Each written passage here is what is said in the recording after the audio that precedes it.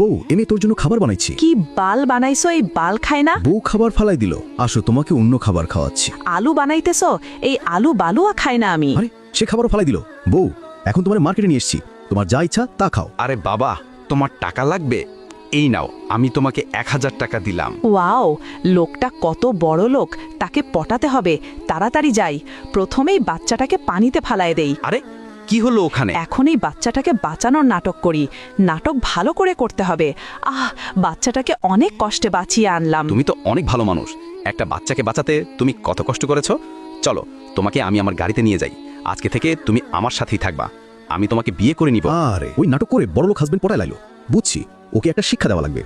ওর সাথে এখন এমন একটা কাজ করব যেটা দেখার পর সবাই চমকে যাবে। কিন্তু সেটা দেখার আগে আল্লাহর এই ছবিটা দেখে যারা ইগনোর করবে তাদের মনের আশা কখনো পূরণ হবে না। আর যারা আল্লাহর এই ছবিটা দেখে মন থেকে লাইক এবং সাবস্ক্রাইব করবে তাদের মনের আশা পূরণ হয়ে যাবে। তাই আল্লাহকে ভালোবাসলে লাইক এবং সাবস্ক্রাইব করে দাও।